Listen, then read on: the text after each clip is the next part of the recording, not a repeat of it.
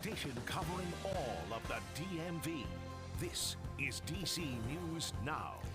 Tonight on DC News Now at 6, covering the entire DMV. Here's a look at the latest into our newsroom. Extreme thunderstorms wallop the DMV, damage widespread. Trees falling, limbs breaking, and reports of families displaced. We're knee-deep in coverage tonight. We'll take a closer look at how people are being affected. And beating that heat, we'll also look into how to stay cool across the DMV and make sure others are safe as well. And it's not what you expect to see during your shift. A look at how Metro employees help deliver a newborn baby. Good evening. Thank you for joining us for DC News Now at 6. I'm Ben Dennis. People ducking for cover as limbs fall on sidewalks, down power lines, and more damage to homes across the DMV. Video here from the DuPont Circle Metro station showing some of that damage. People having to run out of the way on those sidewalks. And because of the immediacy and the need to provide safety information for you, we're going to head right over to meteorologist Scott Sumner. Weathercaster Brittany Ward is well on standby. Guys, we've been on the air for, 2 hours now. What is the latest information we need to know with these damaging storms out there?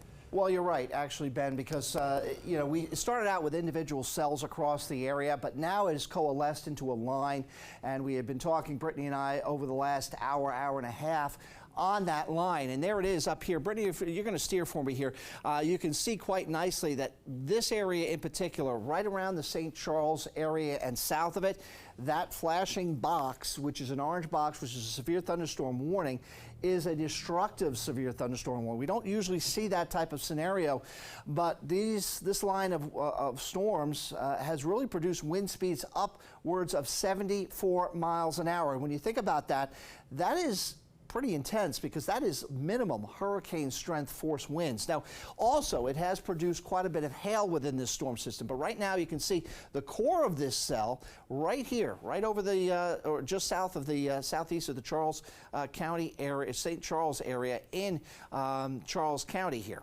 And so, Brittany, if you can zoom on down a little bit, let's get a little closer inspection of that. Also, let's put on those little arrows there and show people, where that direction is going and who will be impacted time-wise across the region. So we have Charles County Gardens, Forest Park, Pine Hills Estates. Again, this is an area that could not just see the gusty winds and the intense downpours and lightning, but also has the possibility of having some hail associated with that. And if, Brittany, you can plot those at 57 miles an hour, 36. So you notice here, wind speed 60 miles an hour. My goodness, 63 down towards the Ridgeview area, Kindy Hook as well. So this is the type of winds that we're dealing with here. Very serious situation. Could easily take down small trees and tree limbs, as well as could put power lines down, take down some power lines. That's how strong it is. Now, you're not under the gun yet, but Bell Ridge Farms, you're looking at an area of storms just off to your north and the west that will eventually impact your region here over the next 15 minutes or so. So take a shelter immediately with that. Certainly hunker down until the storm moves out of your area, and it is moving anywhere from 30 to 35 miles an hour. So again, let me move over here. You can see again the speed. In this case, this one's moving at 26, but needless to say, anywhere from 25 to as much as 35 miles an hour. So the storms will be through you and through the area over the next hour or so, or less than that, really. Hail size 100%, and hail, we're looking at hail potential at 100%, hail size at about 3/4 or so. So maybe we're looking closer towards penny or dime size hail with this, or maybe even nickel size hail kicking in there. And this was all, again, moving further towards the south and the east. We'll have more information on this. Brittany will be with me throughout the newscast, and we'll have show you more information about what to expect for the weekend.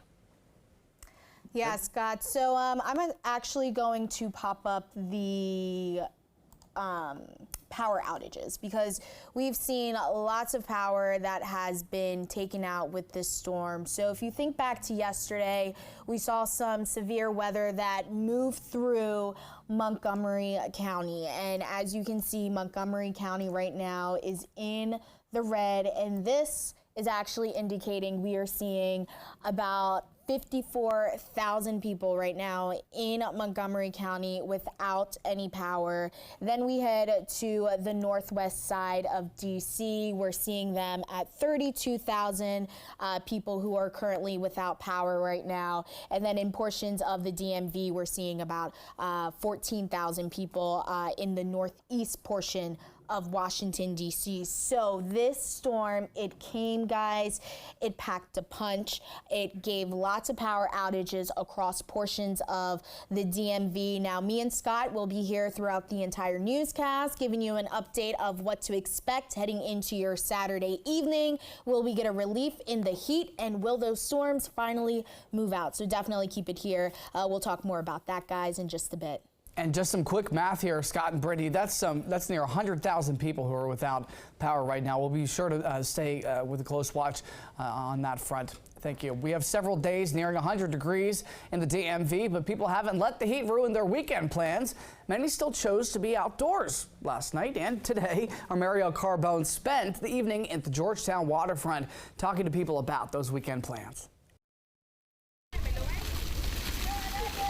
Across the district, people are trying to find some relief as the extreme heat lingers into the evening hours. Today is so hot. Maria Contreras staked out a spot at the splash pad Friday night. It's becoming routine for her family as DC's hot weather emergency continues. Yesterday, today, probably tomorrow, and Sunday. Whether paddling, patio drinking, or posting up in the shade, people didn't let the heat stop them from kicking off their weekend plans. We're enjoying it. I know it's hot.